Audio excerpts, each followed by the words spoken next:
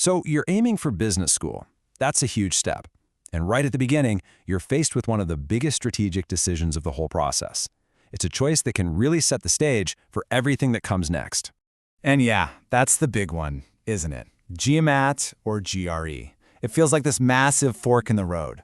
Well, today we're going to dig into an argument that makes a really strong case for why one of these tests has been seen as the top choice for future business leaders for a long, long time.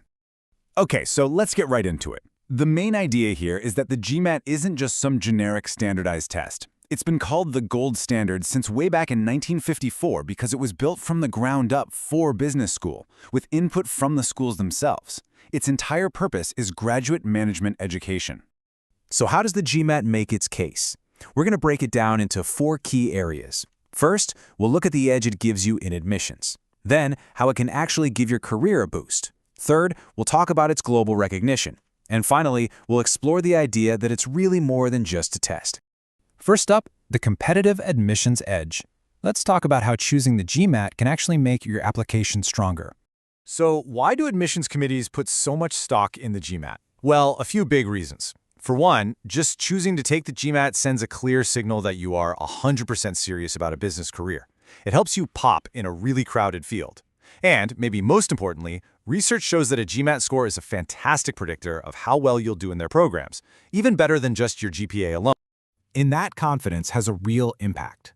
The source material is very direct about this. If you look at the world's top business schools, the GMAT is by far the exam of choice. And the numbers really tell the story. Just look at the data for the 2025 class at some of these heavy hitters. At Kellogg, 67% of the applicants sent in a GMAT score. At Wharton, it was 64%, and at Harvard, 63%. The trend is crystal clear. The majority are going with the GMAT. Okay, let's move on to our second point, because the story doesn't end with an acceptance letter. Let's talk about getting a boost for your career. Now, this is a really fascinating trend. According to a big survey of corporate recruiters, many from Fortune 500 companies, the number who considered GMAT scores when hiring has just skyrocketed. Think about this. In 2020, it was only about 25%. By 2025, that's projected to jump to 64%. Employers are actively using it as a yardstick for a candidate's skill. And if you zoom in on India specifically, that number is even more incredible. By 2025, a massive 95% of employers surveyed there say they take a candidate's GMAT score into account. That is a huge, huge deal for the job market. So you got to ask, why do these companies care so much? Well, it's because the GMAT is literally designed to test the exact skills they're desperate to find. We're talking about critical thinking, data analysis, complex problem solving, all that good stuff. The whole data insights section of the exam is built to see how you handle real-world business scenarios. And this really gets to the core philosophy of the 2 tests.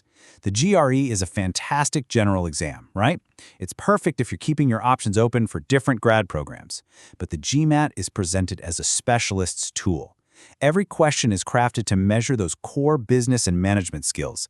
It's a different mission entirely. All right, moving on to our third point, global recognition and reach. This is all about having as many doors open to you as possible, and how the GMAT can be like a passport to opportunities all over the world. I mean, the difference in sheer scale here is pretty striking. The GMAT is accepted at over 7,700 programs across more than 2,500 institutions. That's nearly double the number of institutions that will accept the GRE for their business programs. The bottom line is simple. More acceptance equals more choices for you. And if we circle back to India, the GMAT has this really unique official status.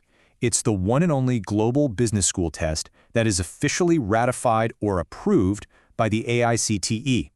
The GRE doesn't have that distinction. So what is the AICTE? Well, you can think of it as the official government body that regulates technical education in India. So getting its formal stamp of approval isn't just a recommendation. It's a major endorsement that holds a lot of weight with over 150 business schools in the country. And you can see how that official status plays out in what candidates are actually choosing. A recent survey from May 2025 showed a huge 70% of Indian B-school applicants were planning to take the GMAT. Compare that to just 26% for the GRE. It's clear they see it as the best path to the programs they want. Okay, that brings us to our final section, where we really tie all these threads together. Let's talk about looking at the GMAT as more than just a test and seeing it as a real career investment. Here's the core idea. All the work you put into prepping for the GMAT, it pays you back twice. You're not just memorizing things for a test. You're actively building and sharpening the very analytical and strategic thinking skills that are going to make you successful in your MBA program. And, more importantly, long into your future career. And this all leads to a really powerful line from the source material that just sums it all up. The GRE may get you through the door, but the GMAT shows you belong once you are in. It's a quote that perfectly captures this idea of the GMAT being the true test of business readiness. So, after looking at all the points presented, from the admissions edge to the career boost to its specific design and global reach, the final question really comes back to you. When you think about your own goals and ambitions, is the GMAT the right investment for your business career?